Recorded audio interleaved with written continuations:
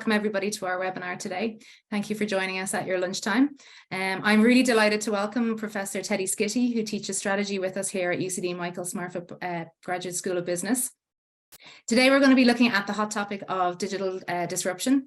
In particular, we're going to look at the companies of Microsoft, Amazon, and Google. We're going to think about how they're changing our business, the digital landscape, indeed how it's going to change how we do business ourselves. This session is also part of our strategy module on our MSc management program. That's a new online program that's available through UCD Smurfit, and a good example, I think, of digital disruption led by UCD itself. So without further ado, I'll pass you over to Professor Skiti now. Thank you. Thanks, Orna, for the introduction. So I want to thank, first of all of you for being here. I mean, probably some of you are having your lunch, so I hope everything goes smoothly with your lunch during this talk, at least. And also want to thank the Professional Academy for inviting me for this talk. I mean, this is like a topic that I examine a lot in my research as well. So hopefully you will become a bit wiser about this topic. So a few words about me, first of all. I'm a professor at UCD Smurfit. This is my email and my website if you want to actually see more information about me. I'm also the program director of a new master in management, which is online. It's fully flexible for professionals who are busy and are trying to actually switch perhaps to management roles. And my research in teaching is in the areas of strategy and management in general. I work on digital platforms, a lot of competition and technology policy in the US and EU. So today's lecture, I just want to kind of like give you like a small introduction to some really hot topics in digital platforms that policymakers and academics and managers are dealing with. Okay, so let me actually give you like a small introduction. So I would say that most companies out there are probably what we will call mainstream, in the sense that, you know, when I buy Coca-Cola, for example, I just buy it and that's it. You know, I enjoy it. I get some utility for it and that's it. But platforms in general, I would say that are a bit different, in the sense that platforms are some kind of like a marketplace or intermediary that brings together two sides of the market, different agents, and makes their interactions a bit easier. Something that is actually very unique about these platforms, about this business model, is that there is something that we will call network effects, in the sense that, you know, my utility of consuming a good depends directly on how many other users are actually using this platform, right? So when I'm actually buying my Coca-Cola, for example, I do not care like how many other people are actually are drinking Coca-Cola right now. I just drink it and I enjoy it. But there are some other businesses out there that actually how many actually users are actually using the service is actually very, very important. I mean, take, for example, a video game platform, right? Take, for example, Instagram or TikTok. You know, my utility of using this platform is actually directly affected by how many users actually are using the platform, right? So the platform is this business model that sits in between buyers and sellers, or different sides of the market or users, and brings them together by providing the common hardware for everyone actually to use the product. Like, for example, I can think, you know, credit cards, you know, MasterCard is providing the hardware. And from one side, we have the consumers, and on the other side, we have banks. I mean, this is a bit different than, you know, more mainstream business models where, you know, I'm actually consuming like a product and that's it.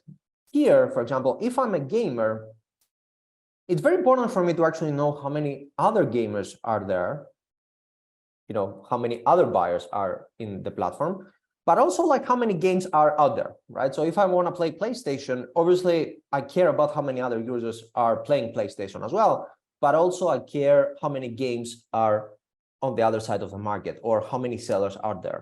I mean, this business model by itself, it's not very modern, right? So it's not something necessarily new. Like, it has been around with us, as a business model for quite a few decades. And that's why we see here some businesses that we will say that they're not necessarily like digital or modern, right? So we have video games, we had Atari like 40 years ago, we have like credit cards like for decades. We have newspapers. A newspaper, for example, brings together, subscribers, buyers, but also advertisers as well, right? All of this is pretty new. And if I actually am completely unfamiliar what is a platform, after seeing this, I can think many examples of platforms out there, right? So for example, in the case of a newspaper, it doesn't matter whether it's like online or not. I mean, a newspaper needs to attract two sides of the market, right? So it has to attract readers from one side, revenues from the readers, but also to attract advertisers. Obviously, advertisers, when they actually decide to join like a newspaper, they will actually want to see how many buyers are out there. And same thing with credit cards or debit cards, right? So the more users, the more merchants are out there that actually accept MasterCard, the more users are gonna join MasterCard, the more merchants are gonna use MasterCard. So something that's actually very unique here, it's that this is a pretty established business model, right? So platforms exist with us for quite some time, and although are a bit different than mainstream companies, this is a pretty common business model, right? There are so many examples of platforms out there. Well, something that is actually very unique, and it's actually something that we deal in this, like in the business schools and in our master program and in our department, is like there is something new out there that's a bit different than these traditional platforms. And you all know this digital platforms, Facebook, Twitter, LinkedIn, Instagram, all of this are also platforms in the sense that they're a marketplace, or they provide the hardware, the infrastructure, the digital infrastructure, and then you have users from two or multiple sites actually joining the platform, right? So if you are like, depending on your age, you will also remember Vine, which was like a really fun online platform as well. LinkedIn, which is like a labor marketplace where employees and employers are actually coming together to actually match with each other. So in all of these platforms, the difference with these traditional platforms is that it happens digitally, right? So this is not necessarily something new. We had platforms before, and now we have digital platforms, right? So is this it? The answer is no. And there are so many interesting features of digital platforms themselves, which make them quite different than traditional platforms, right? I mean, I think the first thing that I'm thinking is like how big they are, right? So all these digital platforms, usually they are tech companies that are extremely big, right? So if you had invested some money in Apple or Google or Amazon, you will have like tremendous returns on your money.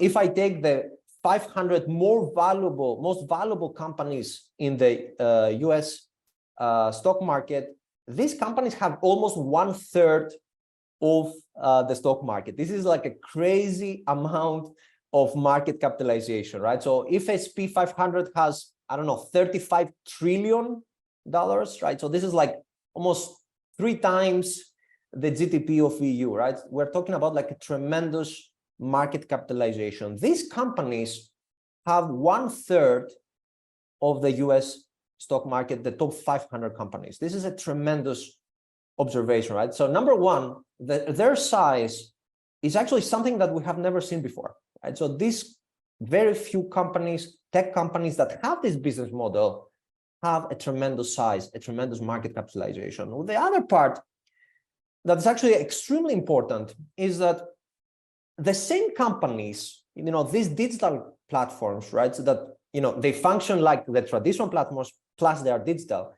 They are the global R&D leaders, right? So if we think like how important innovation is for the productivity of an economy, for us finding jobs, and also if you think that innovation brings productivity, higher productivity brings higher wages, we can think like how important innovation is for an economy, for the businesses globally, right? If we see like who are these companies that are the most innovative out there, we will actually see all these tech platforms again, right? So these digital platforms are the leaders globally in R&D. I mean, we have the US digital platforms, and then we have Chinese platforms, right? So we don't see European companies here that have this business model to be like the leader in R&D, right? So let me give you an example. Like, for example, Alphabet, the mother company of Google and Amazon, you can see that they have like almost like 60 billion in R&D. I mean, just let me give you how important that is like the whole EU has like 300 billion euros in R&D, right? So this is just like, imagine this, like Amazon, Alphabet, Meta, and Apple, Microsoft together, they spent on money, they spent on R&D almost the same as the whole European Union. Like, this is like a crazy amount of money spent on R&D, right? So these companies, it's not only that they are big, as we saw before, but also they are the ones that run the R&D race, right? So this is like something that's actually phenomenal. And if we compare to other more traditional companies, like for example, Volkswagen,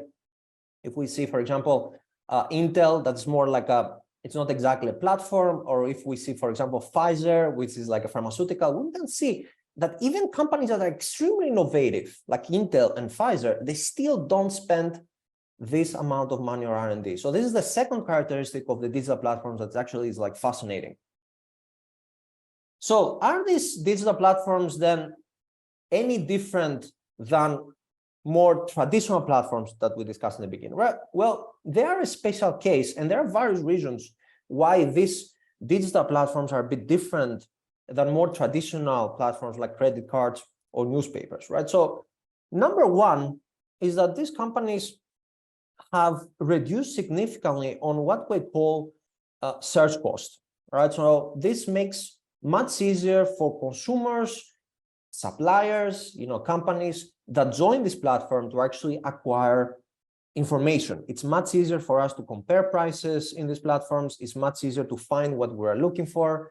And also there is pretty solid evidence out there that these platforms have increased competition between airlines. When I go to Expedia, for example, or Google Flights, I can see all the possible flights that I can have out of Dublin for the next weekend. And there is evidence that exactly this, acquisition cost that has dropped has actually increased competition as well. So this by itself, reducing the search cost has made these digital platforms different than other platforms. Well, the second part is that these platforms provide like a higher product variety. So, so this means also that consumers, by joining Amazon, they have like more choices, right? So there are like some supply reasons for this.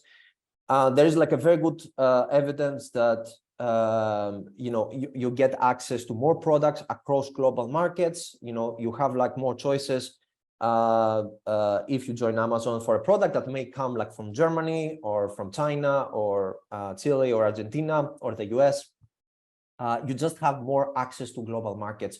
I mean, before these digital platforms, it would be extremely hard to actually find something and actually receive it in your neighborhood. Well, the other part that's actually very, very interesting is that these digital platforms offer many free products. And the reason why I call it like free, and not free, is like these companies have introduced new business models when it comes to revenues.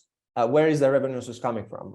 I can think that Twitter, for example, Instagram, Facebook, the search engines are actually free, right? I'm not paying for it. I mean, it's extremely valuable for me as a consumer, but actually I'm not paying for it. Or am I? Well, yes, you are actually paying for it, because these companies actually push ads on you, right? So there is like some form of personalization about data, about what you have searched in the past or what you like, right? So that's why the algorithm in Amazon or in Google actually tells you that, oh, check this, people like you check this, right? So why you don't get this recommendation as well? So perhaps it's free, right? So we enjoy many free products in this new economy, but actually perhaps we are also the product, right? Or our data, right? So our data, who we are as individuals, is also part of this business model where, ads are the source of revenue for these companies, right? So these companies do not necessarily charge me to use Facebook, but actually they get lots of money in revenues. Just to give you a number, Google gets more than $200 billion in ad revenue. This is a crazy amount of money. I mean, this has dropped the money that more traditional ad companies have received now, and this all goes to these digital platforms. And beyond the economics or the management aspect of this, or as a consumer, I mean, it's very easy to think like how these digital platforms have changed everything about how we live. We all check our phones all the time, we post pictures, and also we learn a lot of things, right? I mean, what we're doing now is also like a part of this innovation in digital platforms, right? You are somewhere, I am somewhere, and that we just like learn things and we share things. It has changed fundamentally how we search for jobs. Like many of you have found or will find jobs in LinkedIn or in other labor marketplaces, but also it has like introduced like new issues that traditional platforms didn't have. Like, for example, what happens with our data, right? There's lots of data out there. I mean, sometimes like people don't realize how much data each individual has on the internet or in these platforms. So there are new considerations that we didn't have with the other platforms, right? So privacy is a very big issue. Europeans have taken like more steps to secure privacy. US is a bit more careful about privacy, but also there are like much more difficult questions that the digital platforms have introduced. We all know this. There is quite some evidence that they have increased political polarization. Unfortunately, there's lots of hateful or fake content there, and there's quite some evidence out there that it has affected mental health, especially for teens. So all of this, and I think that these are the most important, but probably there are quite few more reasons. The digital platforms themselves are different than traditional platforms, right? So it's not only that they're big, it's not only that they have all these costs and they innovate, but they are also very different exactly for these 4 reasons, right? So these digital platforms are very different compared to the traditional platforms, right? So you're having like some management background, or you're getting a management degree. Okay, why you care as a manager? I mean, what are the big questions as a manager that you want to answer when it comes to these digital platforms, right? Exactly because of the network effects we discussed earlier. It's very important to actually acquire both sides of the market, right? So you don't want to attract only users, you want to attract advertisers. You don't want to attract only gamers, you want to attract also game developers. So if you're Facebook, you want to attract users, but also you want to attract advertisers. I mean, we see this struggle from the very beginning of the platform where, Facebook was very new, but nobody will actually join if their friends didn't join, right? So only when a critical mass joins, other people join as well. So how you're going to attract both sides of the market is actually very, very important. Maybe you are very harsh on, the game developers, and you are very flexible with the gamers, but then the gamers will not join if there are not enough games in the marketplace, right? So that's why as a manager, you have to be very careful about how you will price each product, how much you're going to price the game itself, how much percentage of this will go to the game developer vs how much the consumer will actually pay. All of these are very, very complicated questions, right? Another thing is like, product quality is extremely, extremely important in these platforms, right? I mean, in all businesses, of course, product quality is very important, right? I mean, if I drink my Coca-Cola, for example, I care that I'm not, have a food poisoning or something. But here is actually also important because if like a bad seller exists in Amazon Marketplace, this can have like very broad effects if they sell, like, for example, counterfeit products, right? So that means that the platform itself suffers even if it doesn't sell anything, right? So even if you are just a marketplace that brings together, sellers and buyers, you still have to be very careful because, as we said, because of the network effects, if like a seller doesn't provide doesn't sell high product like a products of high quality, then this has like very broad implications because of the network effects, right? So it's not only that the consumers of this particular seller will actually suffer, but the whole platform itself, exactly because of the network effect. I care about how many people join the platform. Something that's actually very important here in general is like, what is exactly revenues here? I mean, these business models have introduced like new questions that we didn't have exactly before. What is price? I mean, if we're actually using Google, I mean, there is evidence that show that consumers are getting so much value by using Google that they are willing to actually pay for it, thousands of euros for it. But in reality, Google doesn't actually provide products by charging you, right? So there is a question here, what is the price here? I have no idea because there's no price, right? Probably there is not much cost as well. So here we have like all these ad revenues, and we have like spending on R&D and stuff. So here's like something that we didn't have before as well. Something new as well, we see like Amazon entering new markets itself as a seller, right? So it's very fascinating that, Amazon decides to enter the marketplace itself and sell products produced by Amazon, right? So these are like some new questions. What kind of products should Amazon actually sell in the marketplace? Should Amazon even bother? Based on the information that I gave on the data, then we can think that given like how much they know about me, for example, in Amazon, they can recommend products that they know that I like exactly because they have all this information about me. Well, this means that the sellers in the platform have less information than Amazon itself, right? So there's like an issue of competition, as we'll discuss later, where the small sellers cannot obviously compete exactly with Amazon inside the Amazon marketplace. And there's tons of data. There's tons of data. There is like so much data and information about us in these platforms. Exactly because they have all this information, that means that there are cross effects across different platforms. So for example, Amazon now tends to recommend me some movies in Amazon Prime, for example. Why? How do they actually know what movies I would like? Well, they know what I'm buying in the platform, and they actually know what books I'm buying. So perhaps they can actually predict that I will like this movie. So there are all these cross effects exactly because there's tons of data. Traditional platforms didn't have this, right? So these digital platforms have actually occupied like very different parts.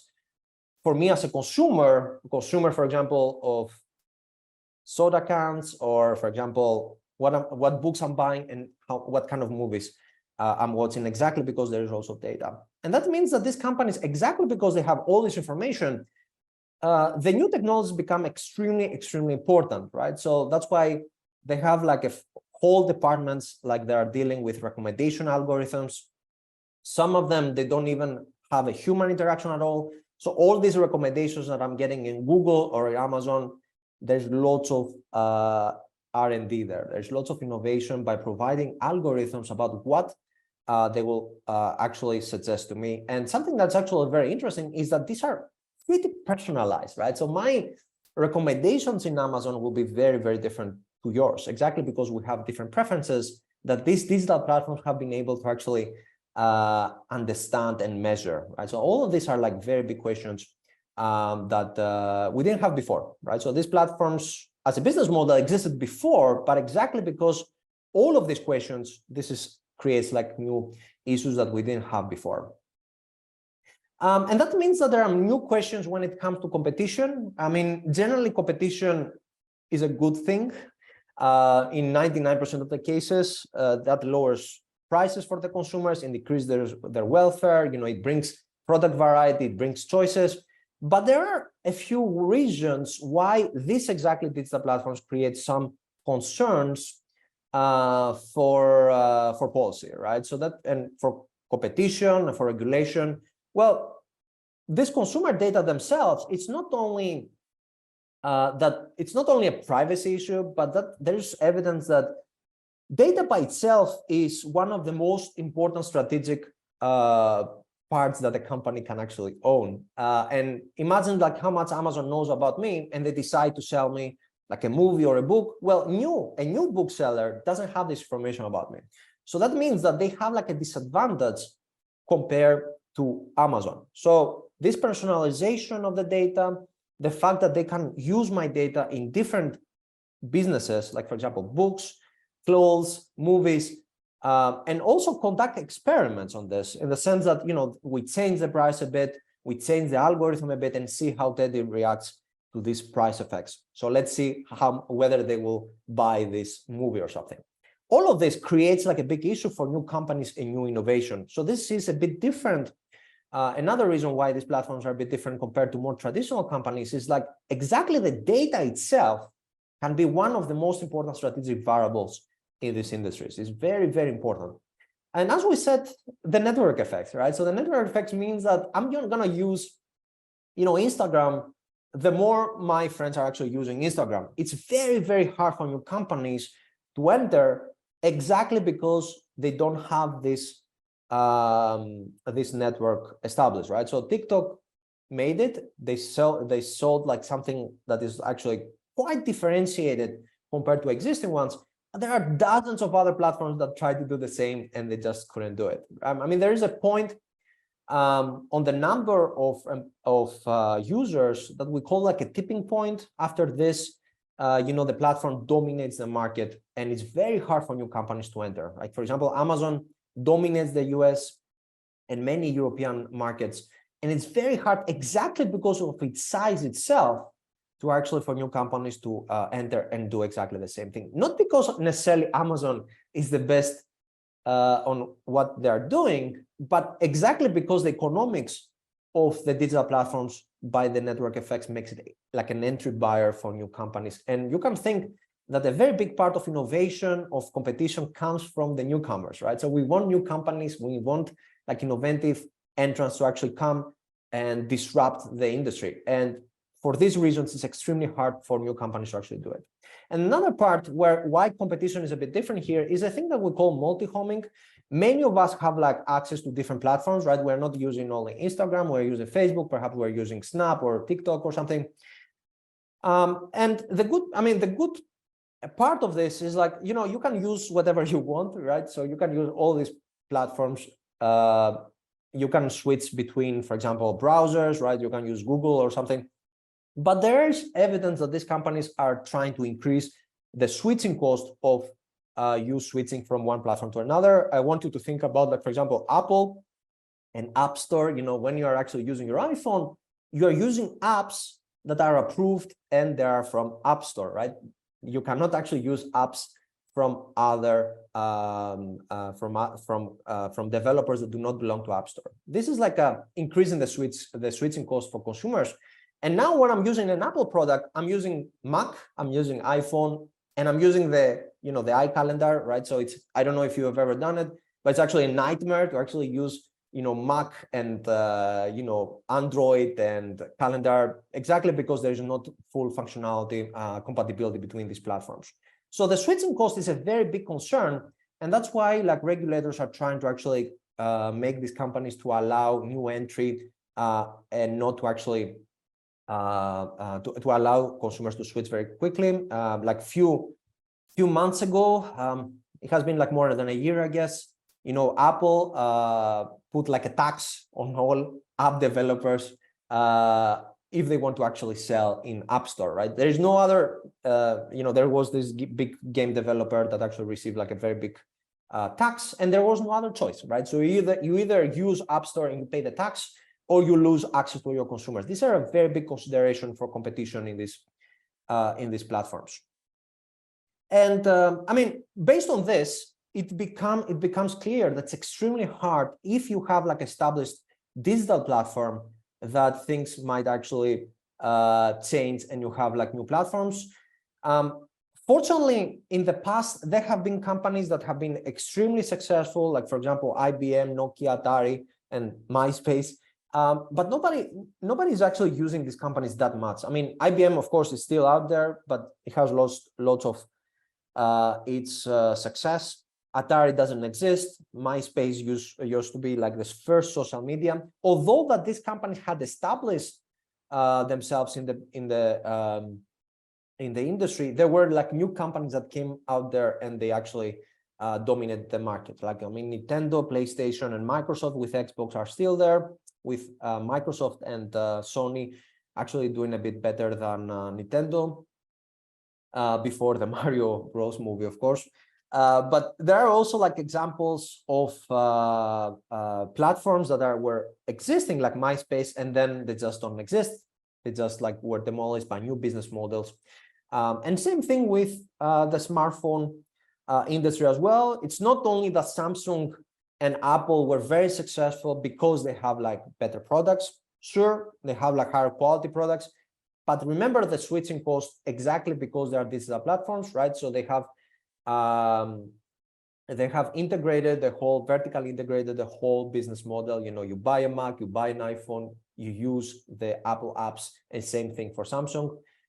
So, you know, the new business model of digital platforms actually make them to actually dominate the smartphone industry itself. That's why it's not exactly correct to actually only focus on the smartphone industry, but you have to actually think what these companies are doing across the supply chain, you know, what they are doing in the Mac, you know, in the laptop industry or in the app industry as well.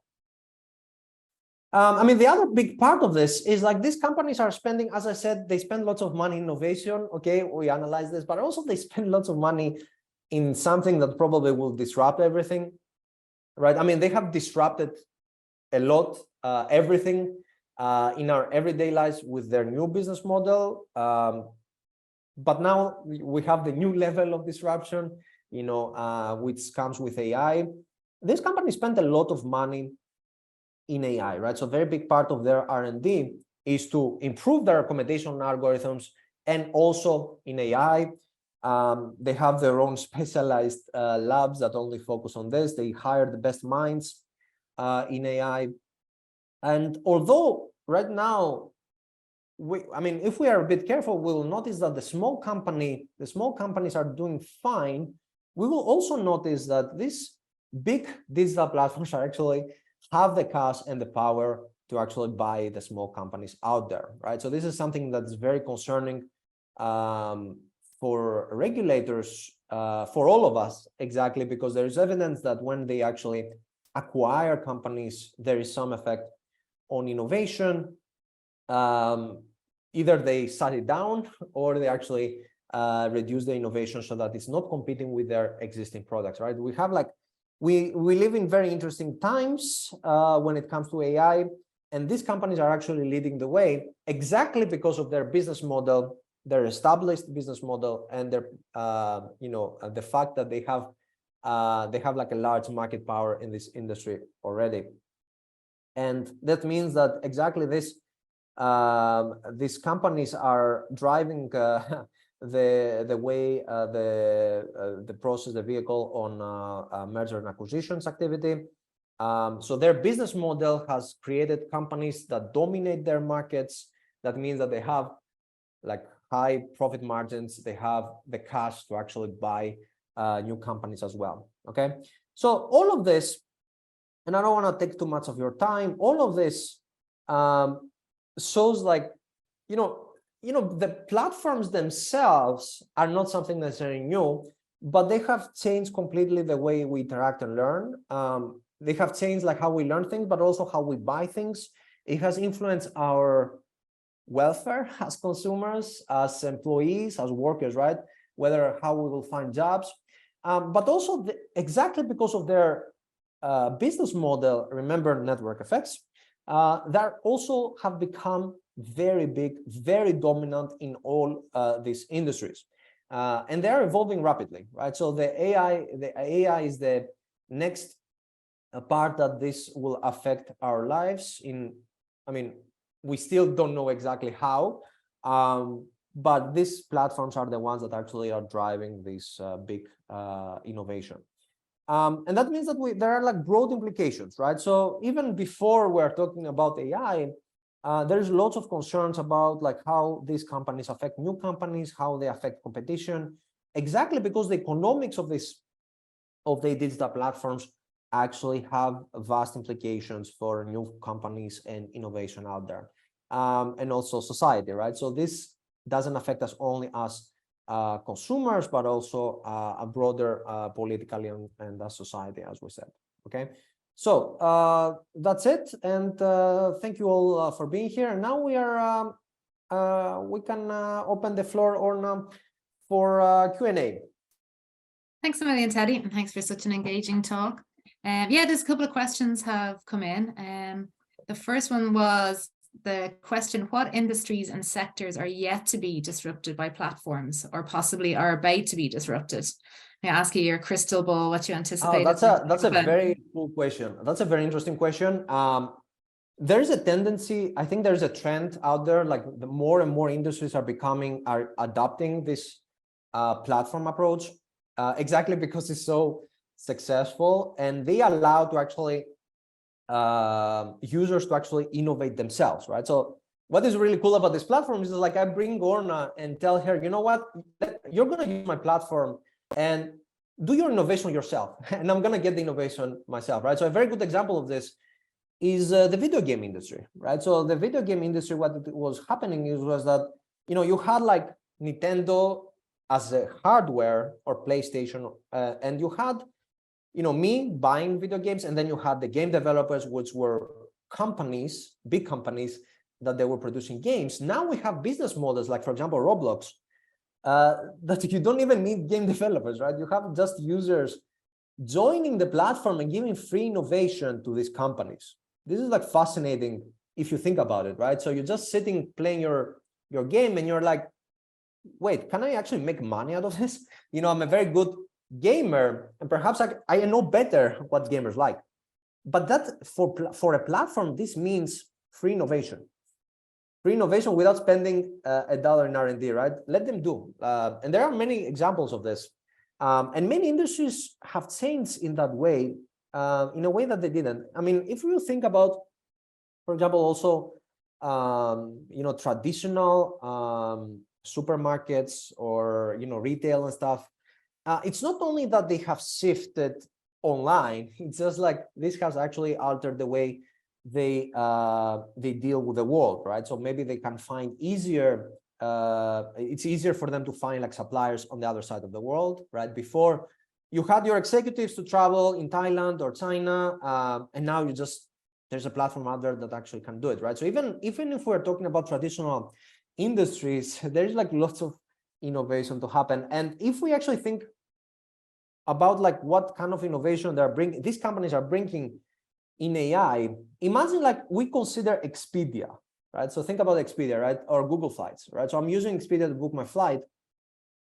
Imagine like with all this innovation that is coming in AI, I'm not going to search about the flight in Expedia anymore. I'm going to say, I just want to fly to Rome. Create a schedule for me, 100%. So they can tell me exactly where to go, what time to go, without even telling the algorithm anything about myself, right? Exactly because there's all this information about me, what I search in the internet, what I'm buying, exactly because there are all these cross effects across different platforms, right? So they know what books I'm buying, where I'm traveling, what movies I'm watching, and I'm just gonna say to my assistant, to my virtual assistant, just schedule everything for me. This will Teddy, I think disrupt. you've got more faith in the AI booking your holidays than I do. It's coming. And I mean, I can think the music industry. I don't know if you've heard this about the AI Drake. Drake is like a very hip hop artist, and now AI is just creating like albums from nothing. There are many questions here. Who has the copyright, right? Because Drake never sang this song, right? So AI made it. So music industry, I mean, I cannot think of anything that is not going to be disrupted. But the point here is not that AI is going to disrupt things, because AI by itself, I mean, it's extremely smart, and you saw that they can pass all these tests and stuff, but it needs actually data, right? So if it doesn't know exactly what Orna is doing online, they cannot recommend anything, right? Otherwise, they will just give like trust information, right? So if AI doesn't know anything, I don't know if you have done this experiment, they just make things up. Yeah, and so that's why these digital platforms exactly because these digital platforms have actually this effect across different product categories and stuff.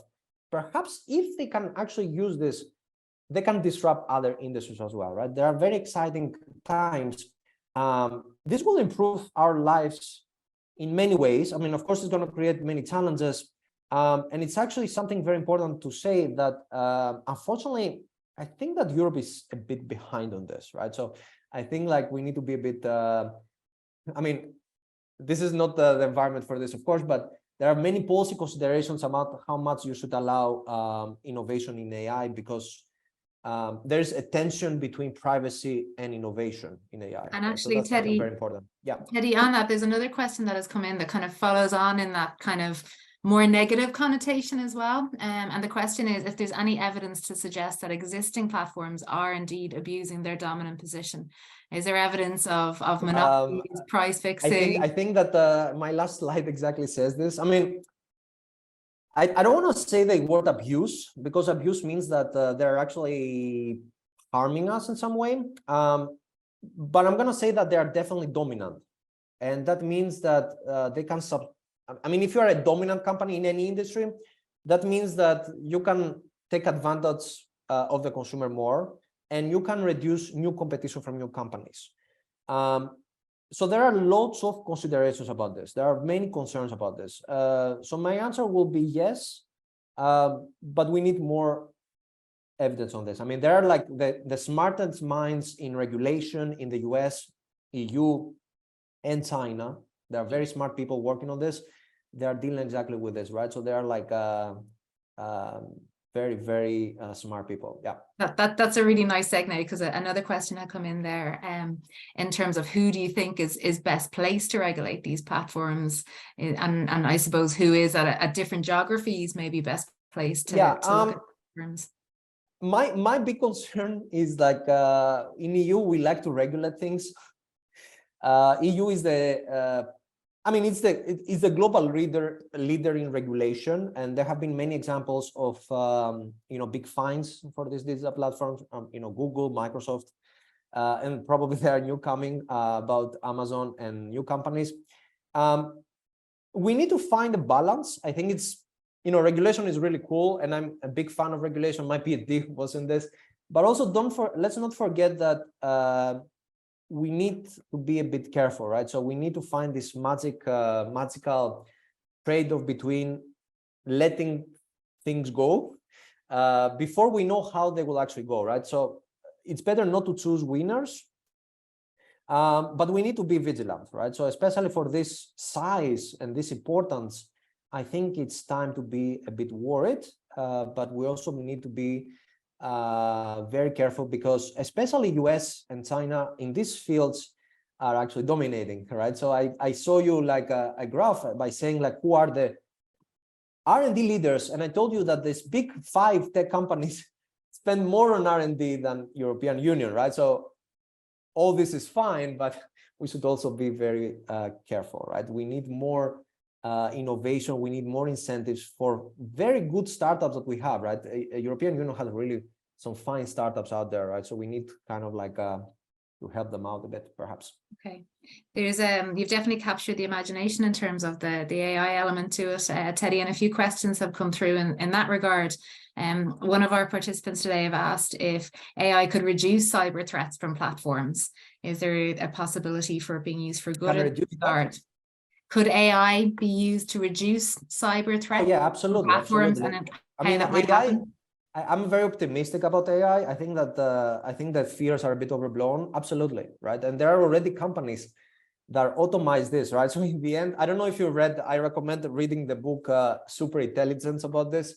So at some point, the author says that in the end, we're just gonna see like AI fighting with another AI, and we're just gonna get our popcorn and stuff. So exactly that's it, right? So we're gonna have like AI that tries to kind of like take advantage of our data and steal it or something, and then we're gonna have like a AI that actually protects it. So there are many applications of this, right? So it's still ongoing. I think it's very exciting. Yeah, that's a great question. Do you think there's a sense then in terms of AI, like somebody has asked as well here, like does AI have access to all the information and the internet stored by different companies?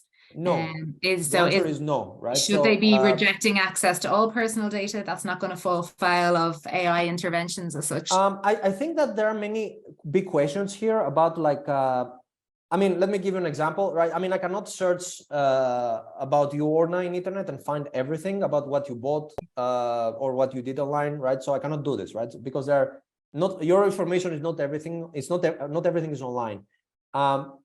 But so the small companies that actually have AI, they actually use the internet or existing literature, you know, to actually learn, right?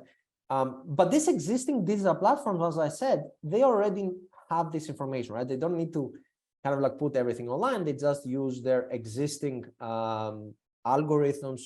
Yeah. And that's why they can personalize already. I mean, they already do it, right? So it's not like, I mean, for example, in the US, if you actually apply for a credit card, the decision comes into seconds. Why? It's not because someone is actually pushing the button behind, but they know everything about me. They know exactly how much I spent, you know, where do I spend, whether I'm actually a good with my loans and stuff. So they know this already using their own machine learning, if that's AI or more advanced AI, for example. So yeah, they already have lots of information. That's why the existing incumbents perhaps have some advantage of this, exactly because they know a lot about us. I mean, that's not necessarily a bad thing though, right? So I don't want to sound like there's a villain behind this. This is a good thing, right? So this has reduced my search cost, as I said before, right? So the fact that the recommendation algorithm recommends something to me, that's actually good, right? Because they know some things about me that I didn't know, right? I mean, I'm watching Netflix. I'm finishing a TV show in one day. Okay, here it is. What's another one?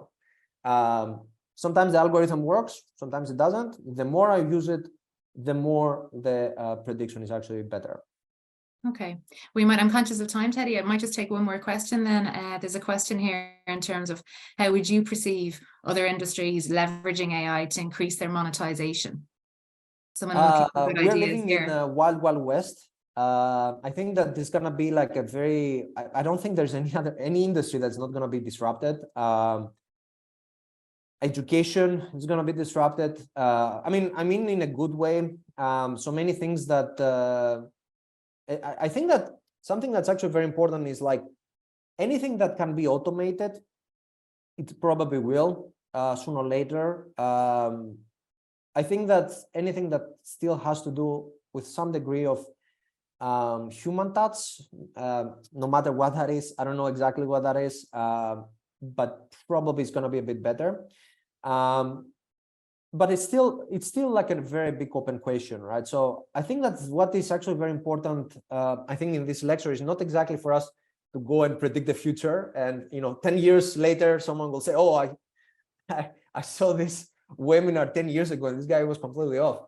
It's not. That's not the goal. The goal, I think, is to actually understand what is the situation in the industry now, and see like why this business model of digital platforms is actually what can drive change, right? So this business model itself has created this big size of companies that can actually use this AI, this adoption, or new technologies, right? There are new technologies out there, like in health, that doesn't have to do with AI, right? So Amazon has like health data, right? So this can be used as well. You know, the health industry, the education industry, all of these industries can be affected exactly because of this business model, right?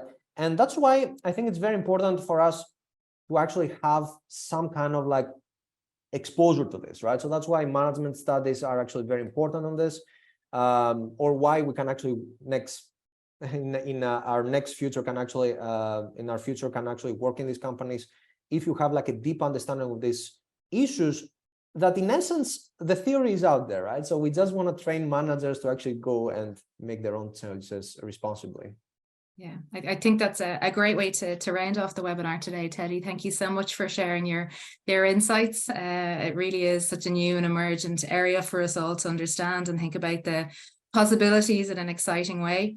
The way that you've discussed them as well, hopefully it allows people to get a sense of the type of programs that we offer here at UCD Smurfit, particularly our new online program. That program is a particularly flexible online master's delivery. And as Teddy said, it's really about not predicting the future, but giving our students the tools to understand these type of disruptive technologies across a whole range of different management subjects. The program itself is designed for non-business graduates and really to give you an understanding across all the functional areas. So this is a snapshot of our strategic strategy module, but similarly across all of the key management functional areas. We will have a webinar for that particular program on the 8th of May, and we'll circulate details with it through our UCD Professional Academy colleagues. So I'd like to take this opportunity to thank Teddy for his insights again. Thank you, the audience, indeed, for making time and joining us today. And also to thank our colleagues in UCD Professional Academy for establishing and getting this webinar organized today. So thank you to everybody. Have a good afternoon. Thank you, everyone. Bye.